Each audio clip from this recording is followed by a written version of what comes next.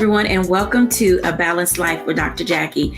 Each and every week, we are bringing you content, tips, and things you can put in your toolkit to help you live a more balanced and successful life. Honestly, as we are getting into summer, so many things are jockeying for our attention. And honestly, in this pandemic season, how did we get so busy? Today's episode, we're going to focus in on time. Task management versus time management. This valuable commodity that we have, how are we using it and what are we going to do with it? Of course, we all know we cannot get any time back. So, as the saying goes, we have to use our time wisely so time is well spent. I want to welcome in all of our guests today just so we can have a little bit of a conversation about how time is really eluding us. Welcome in, everyone. Hey, Dr. Jacquie. Hey, y'all. How's it going? I'm good. Good. I tell you, after our conversation on last week, it really got me and all of us talking about, what are we doing with the time that we have? It seems like things all of a sudden just got so rushed and got so hurried and our calendars filled up. But this mid-year checkup is really important so that we don't go back to old habits, old ways of doing things, and literally getting sucked in and dragged in and pulled in to other people's things. That's the best word I can think of right now. Getting pulled into other people's things that really keep us from being out of sync. I want to ask you all, how do you do it? How are you making this transition, Pastor JT, from being not as busy to your schedule just literally blowing up? Wow. That is a great question, Dr. Jacquie, and thank you again for having me on. Man, during quarantine, I really got an opportunity to pause and to stop. Here locally, I ran for school board at the end of 2019, and 2020 actually came, and it was kind of like, hey, God is saying, Jamel, get some rest. And I rested. But I saw that I still had some of the same habits, because what I did while the world was shut down and we weren't moving as much in the streets, we were Zooming more than the Commodores was. and so then now, as we have kind of gotten back to kind of being open, so many people who had the luxury of Zooming are now opting for more in person. And so me being a pastor, there are a lot of different initiatives or a lot of different engagements that I have to be at. But then on top of that, with the community work that I do, there's a lot. But one thing that I have learned, I think that was a valuable lesson during quarantine, is I have to qualify my time. I have to really see if this is benefiting me, if this is something that I can wait to possibly get the notes from after the event is over. Is this something that if there's a link that is given, should I actually take advantage of being online? Or is it something that needs my presence? And I believe, kind of piggybacking off of the conversation that we had last week about keeping your goals in front of you, I think that is a huge determiner of what you do with your time. If your goals are in front of you, you don't have time to waste, because if you're goal oriented, you know that every moment matters. So I really believe it comes down to really qualifying your time and being okay with saying, no, I can't do it. Because if you don't say no, then you're going to find yourself right back where we were before quarantine. And so many people, I believe that they confused the sign to quit with being exhausted. That's a very interesting and impactful statement. Stacey, when you think about these things related to time and how we parcel out our day, what does that look like for you? Because you're a business owner, you're running a school, you're dealing with kids, you're dealing with family, but there's still Stacey. What does your mid-year checkup look like as it relates to how you govern your time? Mm-hmm. Well, that's loaded, because like I said before we came on, you want me to talk about time management. I'm still working on figuring that out. But I will say that during the pandemic, where everyone slowed down and had the opportunity to stop, unfortunately, from the school perspective, it seems like that became one of the busiest times for us, because they didn't know what to do in this situation. And so every week we were getting a new direction to take, a new goal to set, a new problem to solve. And so when the world opened back up and we got to come back outside, things still stayed the same, because now the question became, what's the new normalcy going to look like for school? What are we going to do now? How do we need to make adjustments for students? How do we need to fix what happened during the pandemic? And so what I found for myself is I had to start pacing myself in terms of, if I had a goal that was established, I needed to break that goal down into action steps. Like, what is that micro action that I need to take to be able to reach those goals, so that I can then be intentional about determining which ones do I need to focus on right now? Like, what's the closest alligator to my boat? So I can map out, which ones can I give to someone else to work with? And then I had to be careful of those distraction traps, because we tend to, after we have these action steps and these goals that we're working on, I found that it was easy for me to focus on the things that were fun to do. And those things that were a little bit more serious and take a little bit more time, I found myself procrastinating or allowing those distraction traps to sort of get me involved in doing things that wasn't meaningful or purposeful at that time. So I had to learn to identify, what is important for moving towards that purpose. What can I take off my list and say no to? What can I give to someone else? What can I simply say, what, there's no time for this one, and it's okay if I don't get to it. So I think the hardest thing for me was learning how to accept that it's okay if I can't do everything, because I'm not a superwoman. And so when I say no, learn how to accept that and not feel guilty about it. And if I gave something to someone else, learn how to trust that they would be fine doing it. And then just learn how to move within my personal space. And I'm still working on adding what that self-care looked like for me. I'm getting better at it, but it's still a work in progress. I can truly identify with the work in progress. I hope that our audience was listening, because you gave 3 great Ds. First, I heard you clearly say there are things that we do by duty, stuff that we have to do. It's our responsibility, so we have to participate in it.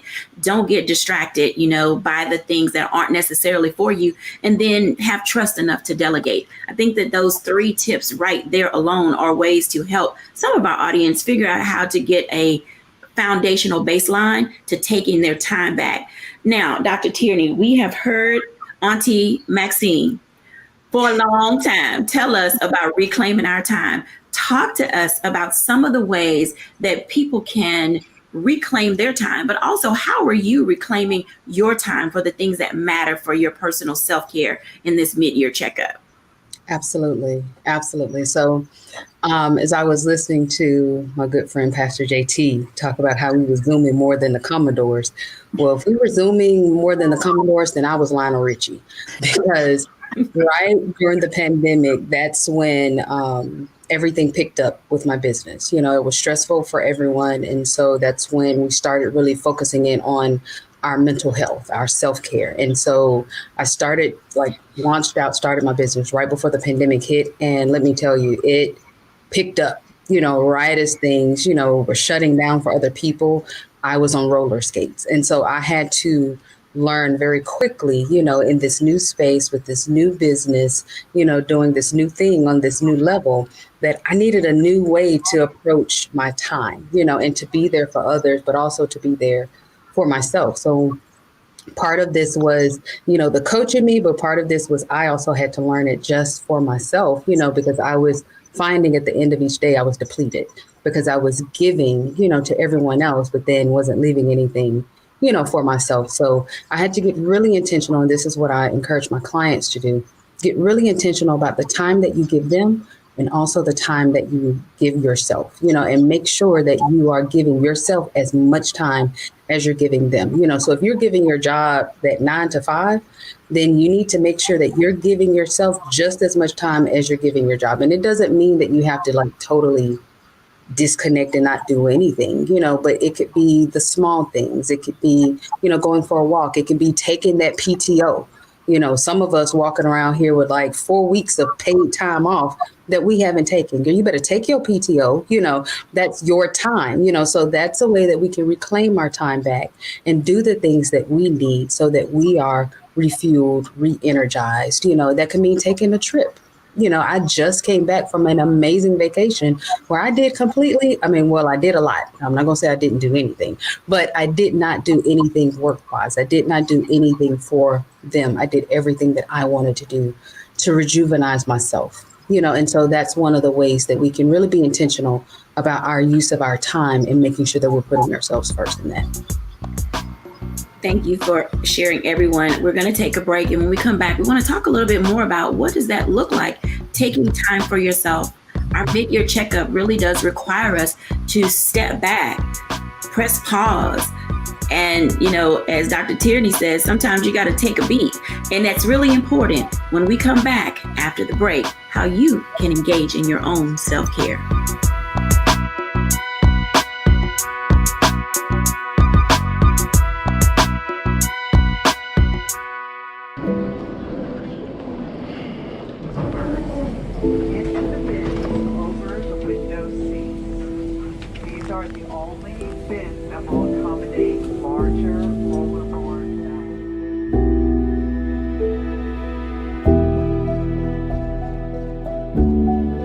Put 10 in here? 10, and you don't come out till you die. And you eat him, you eat 10. Oh my God. So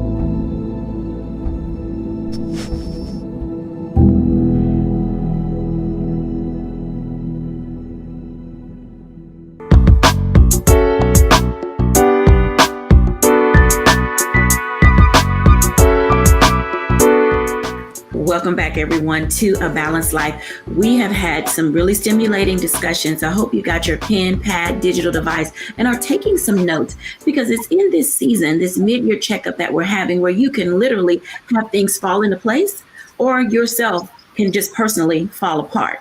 And oftentimes it has to do a lot with how we engage with the time that we have in the course of a day, the course of a week, the course of a month, a quarter, or a year. Now, Stacey mentioned something very interesting. She talked about these micro action steps. And for just a few minutes in this segment, I want to talk about time management versus task management, because oftentimes we put 1,000 things on our list and we think that we can do them. But when you get to the steps that it takes, oftentimes we realize that we are in way over our head, and we also aren't properly prepared to do the work. Stacey, can you talk to us for a little bit, just a bit more about some of the micro steps? Because oftentimes people, I'm going to do 10 things in the course of the day. I'm a Franklin Covey girl.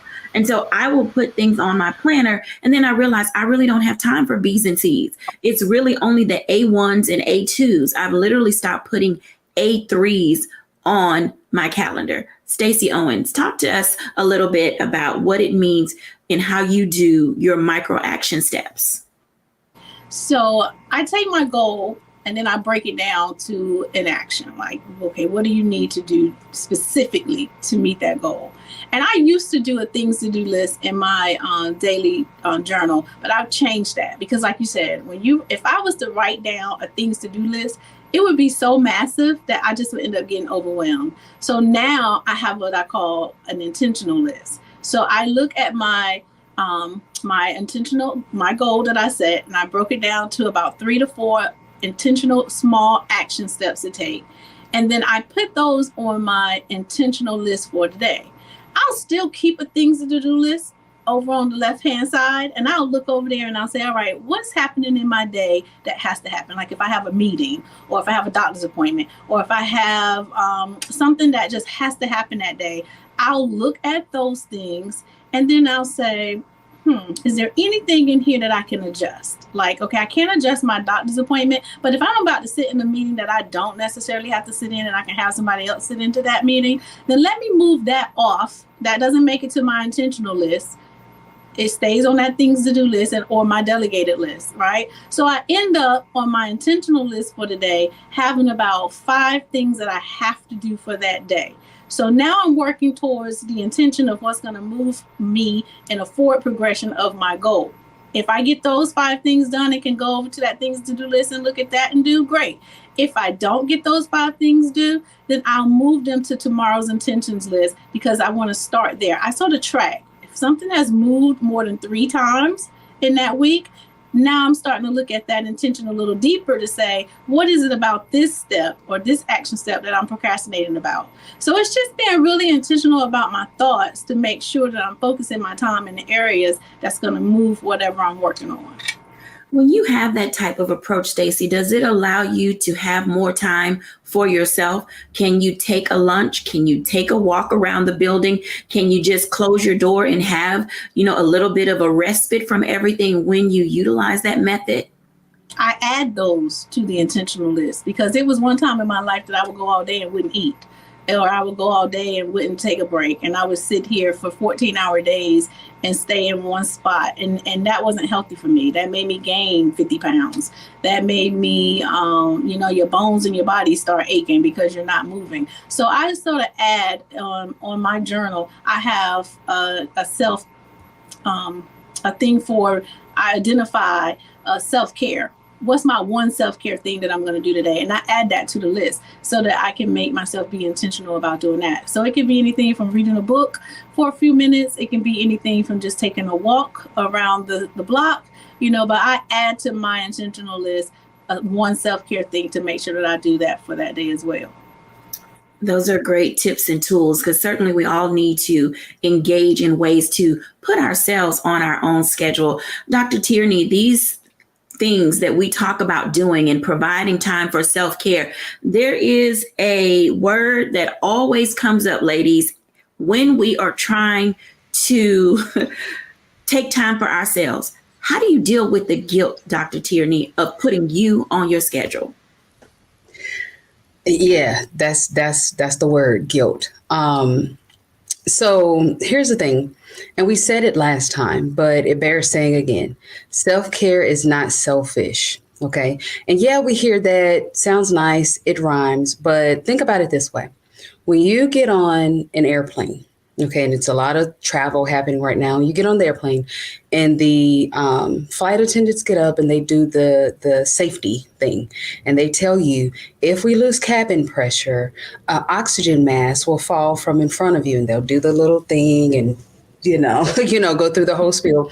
And there's one thing that they say, secure your mask first before assisting others, And in thinking about it, that way, and often when they show it on the little screen, they show you putting your mask on before even assisting your child, Now, most of us will hear that and go, oh my gosh, no, I have to make sure that my child is okay first. But think about it.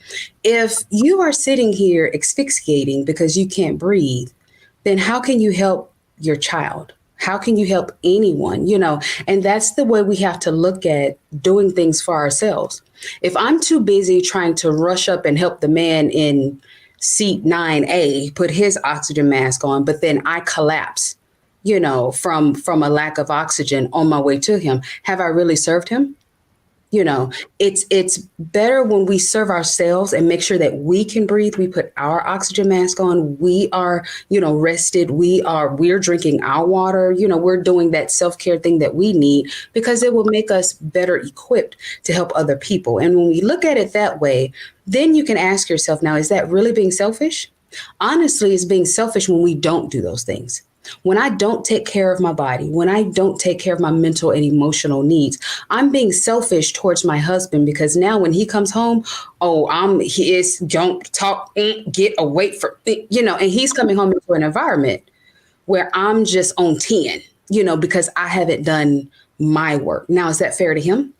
I'm being selfish in that manner. So when you take that different lens and look at it from that perspective, it makes you then make self-care much more of a priority, because that when you're doing that, it makes you a better mom, a better wife, a better daughter, a better niece, or whatever the role is that you're trying to serve others from. Now, I have a part 2 question related to that, because that guilt is there. You're taking time for yourself so that you can be better for other people. But there are people in our space who oftentimes don't understand the value of being able to pull away from your environment so that you can have the self-care.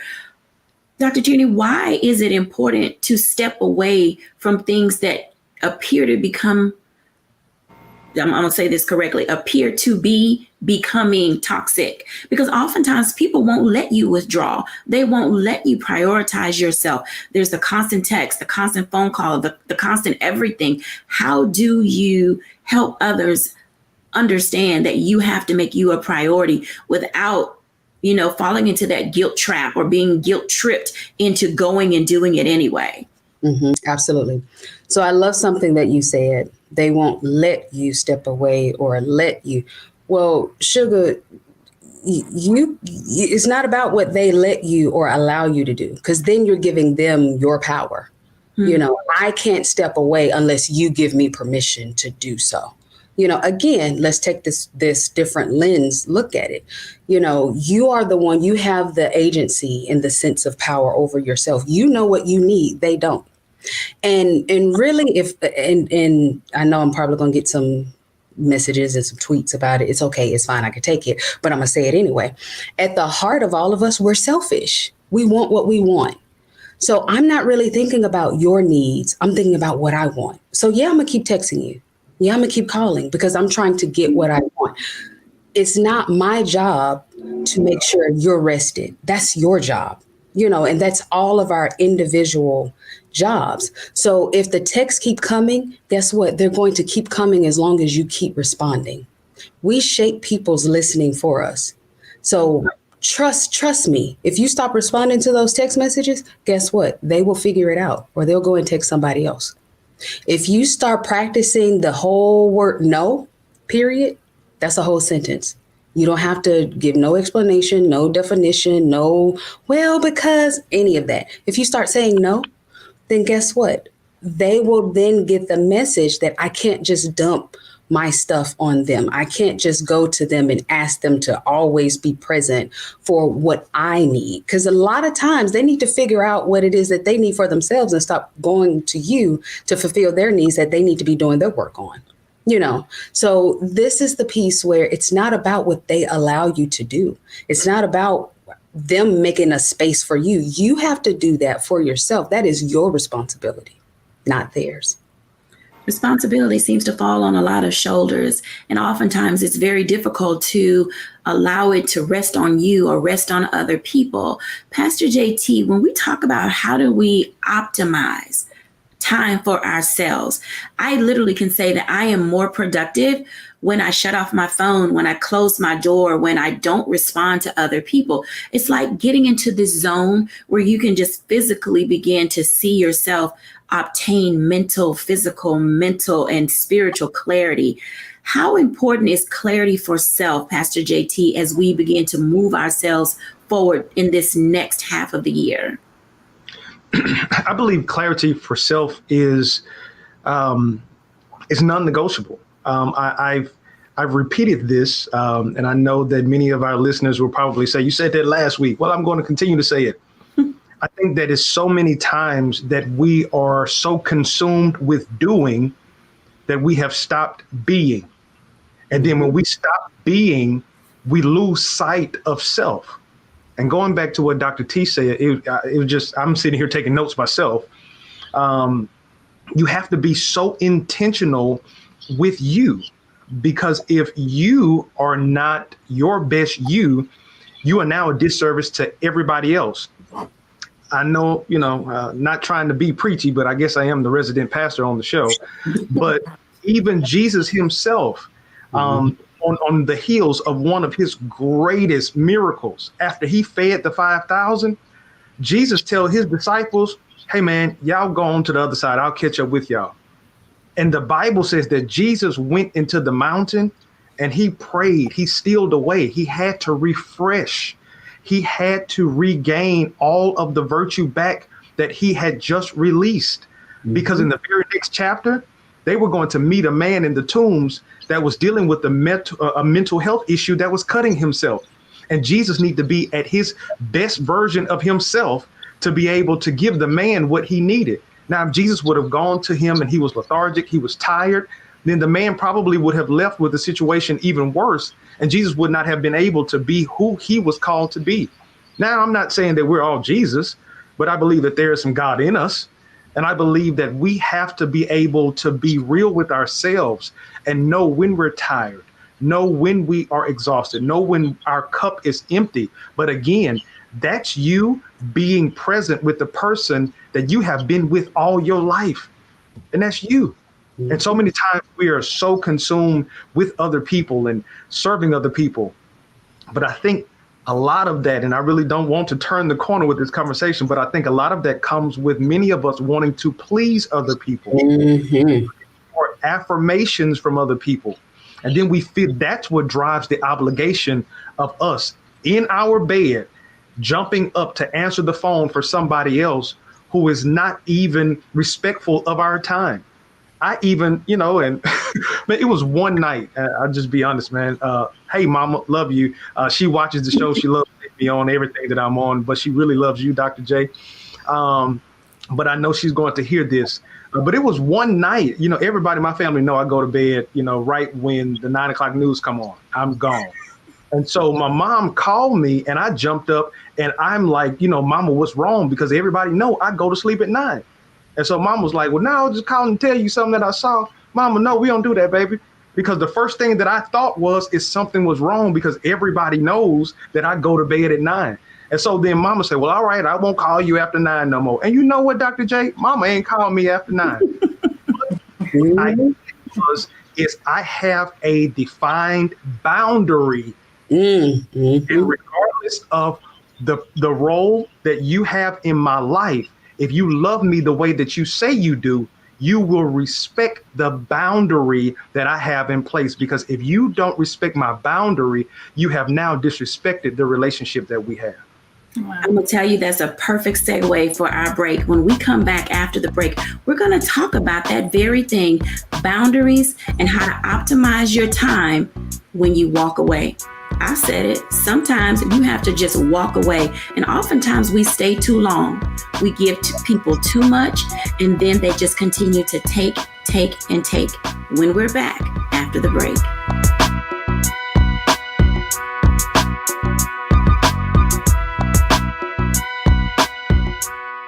Pull up a chair. Take your seat.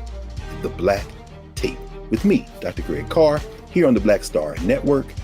Every week, we'll take a deeper dive into the world we're living in. Join the conversation only on the Black Star Network.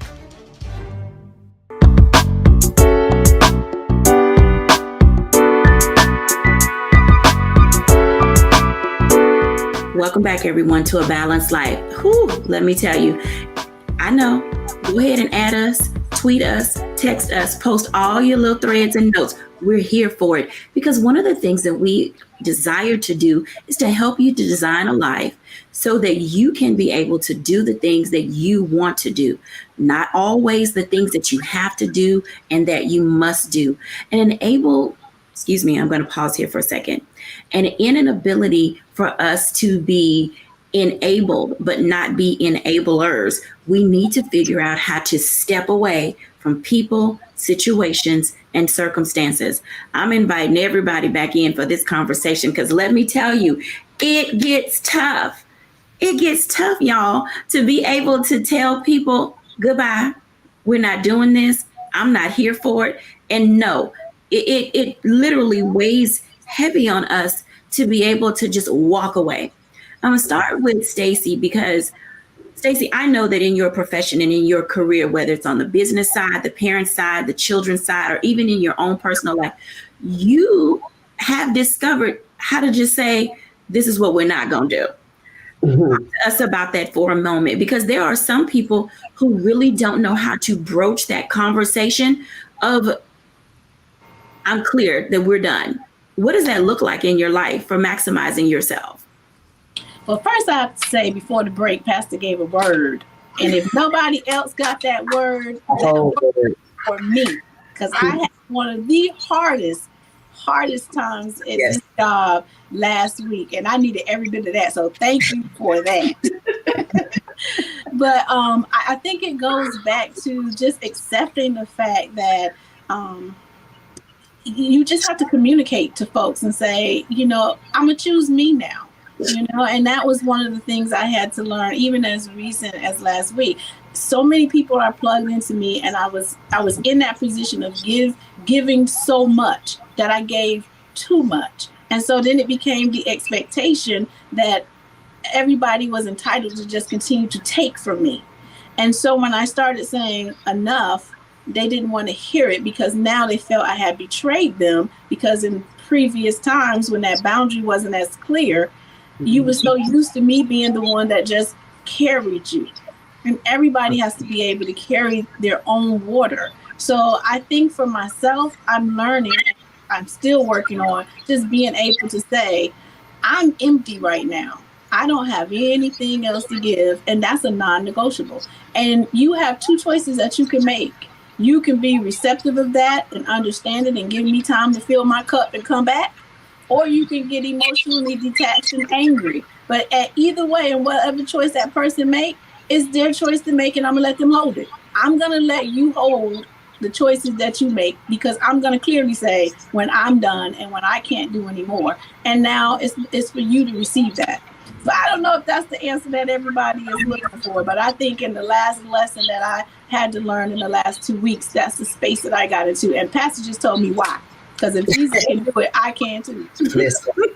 Sometimes knowing your why you need to walk away is all that you need. I think Dr. Tierney said you don't have to give people a reason for why you need your space, because it's your space. And that becomes quite evident and clear. One of the things that you said that resonated was, I'm choosing me now. Mm-hmm. Oh my God, that is so hard for people to say. And it's also hard for other people to accept. Dr. Tierney, why is there a danger in being overly accessible? Mm-hmm, mm-hmm. So I want to back up a little bit and touch on some of the points to kind of answer that question. So one of the reasons why we get so wrapped up in doing all the things, I mentioned it, I think, in one of the very first or second episodes that we had, where I said people get drunk on needing to be needed. They derive their identity from what they do. And if I'm not doing this, then who am I? And so it goes back to what Pastor JT was saying. We have to get, wrapped up in where we are and who we are and what we need. And if we're not into our who, then we're going to be doing things that are outside of the limits, or the boundaries of where we need to be. Something else, when we talk about boundaries, remember, boundaries are about us. They're not barriers. Barriers are about them. So when we erect barriers, we're trying to keep them out. We're trying to just stop them from calling. When we say boundaries, it's about what we need in this moment. I need to rest. So this is why I'm not, going here or answering that, or, when we have a clear view of that, when we have a clear view of who we are, we have a clear view of what we need, we have a clear view of our goals and what we need to do to go after those goals, it makes it easy to say no. I don't care if you throw a tantrum. I don't care if you are all upset and got your panties in a bunch, because I'm not jumping through your hoops, because I am so focused on where I am, whose I am, and what I've been called to do, that your emotional outbursts does not impact me. This is how we detach from getting into that thing of people pleasing and really working for man's approval and not God's approval. This is why it's important that we make sure that we take that step back, that we don't get into that, because then we will become almost like a performing monkey for them, losing sight of us and what it is that we're supposed to be doing.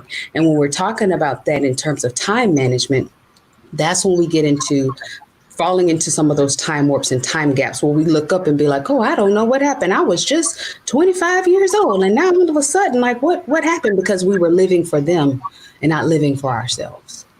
Ooh, man, I want y'all to hold on to that. Living for them and not living for ourselves. This conversation and dialogue can take so many different turns. And as we're engaging ourselves, and I hope that you are, as you're watching and you're taking your notes, that you're engaging yourself and taking a really good assessment into where your life is in this moment? And how did you get so far away from where you thought you would be? Now, of course, we all identify and can understand that life happens. People get sick, people die, people get married, people have kids. Whole host of things happen. People lose their jobs, people get new jobs, people relocate. So the things that we cannot control are the things we just cannot control. But it is how we handle them, how much energy that we give to them that can literally eat away at our time, eat away at the very core and the fabric of who we are. And let me tell you, as y'all were talking, this next part of this question is going to be for Pastor JT, because I have identified in my life that I have 3 kinds of people that I have to watch all the time. And I don't know where they come from. They're just here in my space. And maybe the lesson is for me, and maybe the lesson is for them, or maybe we're all on this big growth curve. But as I wrote them down, it is the people that won't take no for an answer, people who have ulterior motives, and people who want to give you the puppy dog eyes and just talk to you just so they can play on your heartstrings. Pastor JT, when we are dealing with people in our space that bring all of their energy, all of their personalities to us, and we're but one person, how do we buffer ourselves from all of that?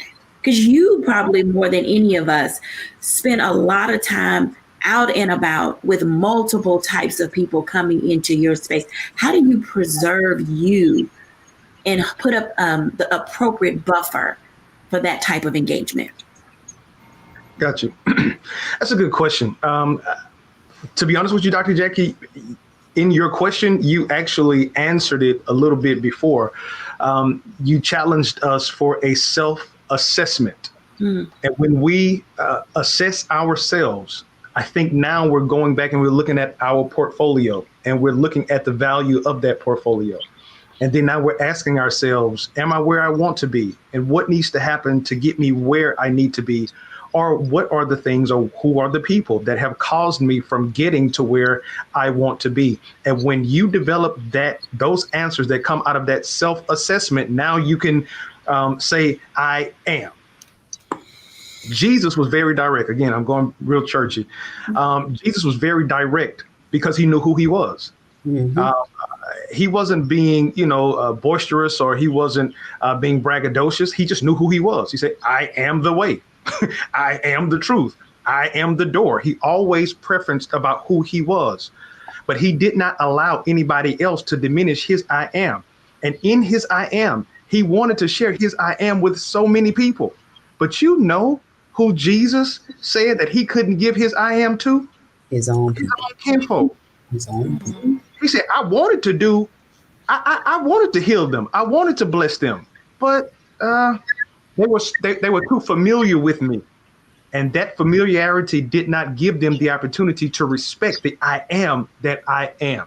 So now, to answer your question about those buffers, in the church world, we call it discernment. We have been given that discernment, but this is the thing that you got to do. You cannot allow your discernment to be influenced by your emotions, because discernment is already telling you, man, them jokers don't want nothing. They have already proven who they are. They have already taken the color out of the box, and the color is red. Now it's your fault you're trying to make it magenta or pink or lavender. The color is red. So you're trying to force them to be something else. And typically their pattern has proven that they are just keeping that same energy. And the reason why they're keeping that same energy is because you are. You have cheapened the value of your yes because you keep giving it to them. That no now gives that yes when they finally get it again. They not going to disrespect this yes, because I don't know when I'll get another one. They done gave me no 3 weeks in a row. Now let me go. It's just like if Big Mama kept your kids and Big Mama told you to be here at 11 o'clock and you got that 1:15. That day that Big Mama say no, and then you're like, oh, Big Mama just playing. And then that next Friday you try to take them kids over there, and then Big Mama got the screen door lock. You know, Big Mama ain't playing with that screen door lock. She got the screen door lock. You gonna go find somewhere else for them kids to go. Then now you have to take responsibility for yourself. I did this. I put myself in this position, and I have to govern myself accordingly. I really believe that it starts there with us identifying who we are. And then we only allow in our space what is going to bring in our space what we need for us to continue to be who we are. Because other than that, it's vultures coming in, taking what they need, and they're leaving us. Now, this is the thing. You only see a vulture come around when something is dead. Don't wait until you are on life support to realize that the people around you have been sucking life out of you. Mm-hmm. Now that's a powerful word right there. That self-reflection and self-assessment, you all, it really does allow us to put things in perspective. And oftentimes our perspective can be skewed by, Pastor Jay just said, the I ams. I listen to a lot of people use the I am a mom, I am a wife, I am a sister, I am a daughter. All of those things have to relate to who you are in relationship to other people. But what about I am whole, I am healed, I am an open receptacle, I am valuable, I am transparent, I am honest. See, those are adjectives that describe who you are as a person. And oftentimes our balance gets off center because all of our I ams are tied up into being something for other people. And so this growth, this development that we're all growing toward together gives us the capacity to say, I know when to pull back. I know when to step out of a situation. I know when to cast people to the side, and it's okay to let people go. I cannot tell you, if you do nothing else this summer in order to get your peace and gain your balance and get your time for yourself, you may just have to let some people go. When we come back after the break, we want to talk about those things because there's some people in your life who, like leeches, are just there because you won't pluck them away. When we're back after the break.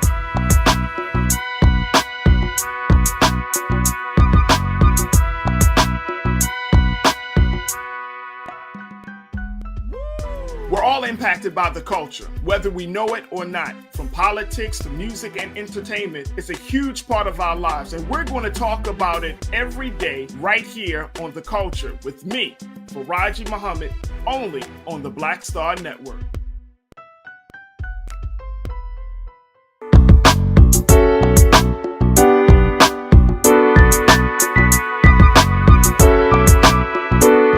Welcome back, everyone, to A Balanced Life. This is a very stimulating conversation, and I know that it is hard to hear because oftentimes people use and abuse us because we have given them permission to enter into our lives. I think for me, that's the first place that I begin. I know my value and I know my worth. This part of our conversation and dialogue is going to be on that very thing. Where is your value? And what is your rating of it? Because if you are a 9, then people in your life should at least be a 7 or 8 in how they value you as well. But if you are 3, then the people in your life are going to be a 1 or a 2. You have to get to that space of recognizing, identifying, and understanding that your life matters and it means something. But if you're constantly, allowing people to chip off pieces of you that you can never get back, it'll make it difficult for you to see the value in creating time and space for yourself. Stacy, you work with young people, and in working with young people, you give them reading corners and you give them centers. You ask them to go take a walk. When is the right time to start teaching children how to value their time because they themselves are so precious? Right now, as soon as you do that, the first interaction, because kids today are just coming into the space where they struggle with knowing and identifying with who they are and as a person. And so we tell our kids at all age levels, starting as low as kindergarten, if you don't know who you are, you'll start to believe what the world tell you. And the world has put so many things in place now, and I'm not against any identifications of who you are as a person, but the television, because we have allowed kids to just become so inundated with watching TV and being disconnected from, a lot of social interactions, they have a lot of choices and places to just view different definitions of how you can define yourself. And if they don't have anybody in their circle that can help them look inward and really start being able to identify those I am statements and identifying even what that means, they'll just start picking something up that they got in the streets or that they watched on television and just start identifying with that. So I think as from the womb, we should start reading and having affirmations with students and children so that we can start building into them and don't allow anybody else to just define you. I think that there's a very smart approach in the sense that oftentimes finding adjectives or teaching kids new words. So it's a teachable moment, if you will. Like, I am a lover of music. If that child happens to enjoy music, well, what kind of music do you like? And then why do you like it? It lends itself to learning opportunities. Children may say, I am a gymnast or I am a track runner. These are things that allow them to build self-esteem, to build an identity around a skill set that helps them really showcase who they are and possibly why they were created. Oftentimes we lose sight of what it looks like to pour into other people, to navigate and guide them toward how to maximize time. I identify often and recognize that parents who have children, multiple kids, are literally running from soccer to football to t-ball practice to gymnastics to ballet to violin. Stacey, is there a way that you help children and parents, I guess I want to say, not be overly busy? Because sometimes you want to keep them busy and engaged, but sometimes busy for business sake is not really healthy. Right. I think we want to keep children busy, but we also want to give children time to have that unstructured schedule. We schedule that unstructured. This is just time for you to do whatever you feel like you want to do so that they can begin to explore and figure out who that they are but let it be guided. Don't leave them out there by themselves. They need to be guided still yet. But we should allow children just that time not to be running from soccer and baseball and here and there. Because how do I begin to learn myself if I'm just engaged in all these other things? But I think it's important for us to find balance in that, select one or two things. I think we should always let kids explore different options. So when my children was little, I let my daughter play softball, and I noticed on her first game when she was standing out in the field with her hand on her hip and her glove like this, and she was waiting for the ball to come to her, and when it landed over there, she refused to run to it. I knew that wasn't going to be the best thing for her. She probably didn't like that. So we started having conversations. I didn't make her stay. I made her finish the season, but I didn't make her keep doing it over and over and over. We had to just expose you and move you on until we found a thing that she was really passionate about, and then we focused in on making you better at that. So now we didn't have 10 different things that we were doing. We had the one thing that you was really passionate, that you can commit to and that you can follow through with, and then we've worked on that skill set. So just find balance in it. I think sometimes when we have kids and everything, that's more of a parent ego, because you feel like you want your child to be, the best at everything. So fix your ego and find the thing that your child is really interested in and let them build in that. I like that, because it seems like that's time well spent when both parent and child can agree on what it is they want to commit your time and your money to. And it also frees you up. And I have to say, and this is a selfish moment, I applaud parents who put kids in activities or allow them to have downtime that also allows them to have time for themselves. It's okay. I'm talking to you parents, caregivers. It's okay to drop your kid off at a place or sit in your car and do something for you. You don't have to volunteer. Right. You don't have to volunteer. Take some time for yourself in that moment. And those may be trust issues. So allow yourself to grow as an adult while you are also allowing your child to spread their wings and also utilize their voice and how they communicate with other adults that are in their space. You see, sometimes being able to optimize your life and balance who you are, it means pulling yourself emotionally out of an equation. And that's not always easy. Dr. Tierney, you talk a lot about people leveling up and how to master their emotions. Sometimes we can get time back when we're not emotionally vested in a thing or anything for that matter. How do we help people find value in divestment? I think that's the best way to put it, especially when it comes to emotions. The first thing to just remember that it all comes back to you.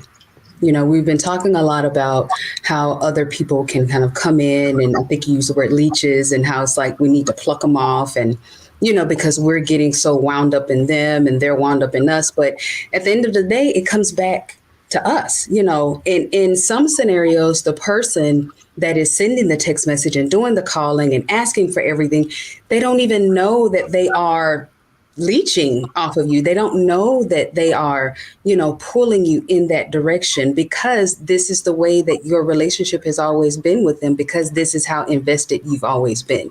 I love that Pastor JT gave the example of his mama, because I got one for my mama too. Mama, I love you.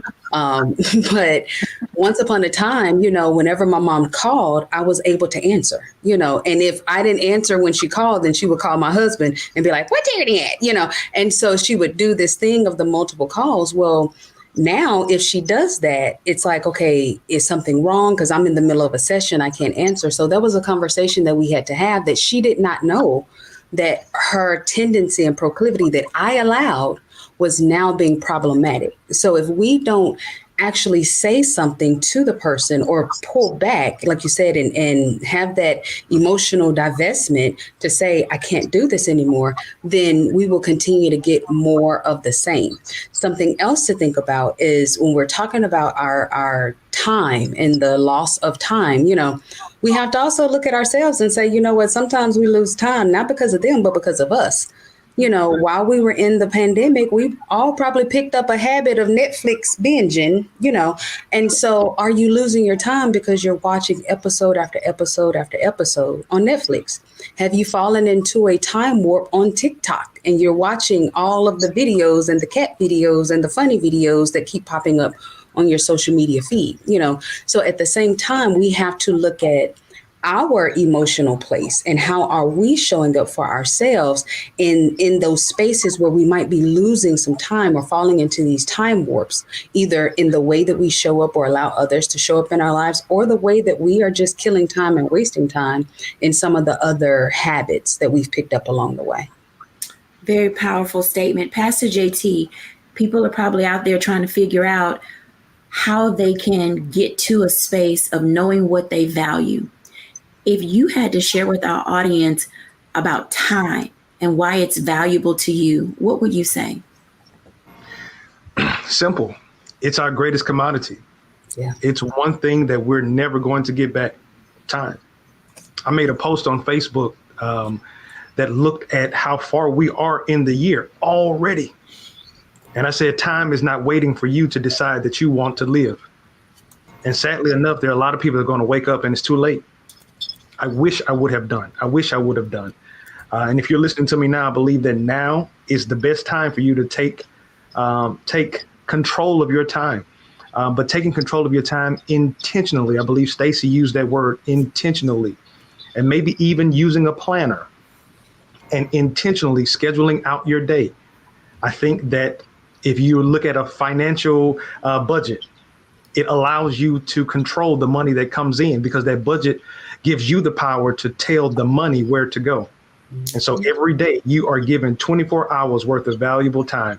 And if you don't have anything, please get a planner or even schedule your day out on your phone, on your laptop, but find some way to identify your time, where it goes. And then you'll be able to see that some of the time, as Dr. Tierney said, is wasted, but now you can get that time back and you can make that time valuable as well. Thank you, everyone, for sharing. As you can tell, audience, in this reflection, you are your greatest asset. And how you maximize your time becomes sort of a testimony to who you are and where you're going and what you're doing. It seems that as we are growing and as we're learning how to navigate the space that we have now, that everyone, once again, wants a little piece of our time. I hope that during this pandemic, you have learned how to set aside time for yourself, how to take care of yourself, and how to simply say no. It's perfectly okay to walk away from things that don't fit into your new model of how you want to live. Trust me, people will be okay as the new you emerges in this new season as a person who's learned how to live in balance. Bye now.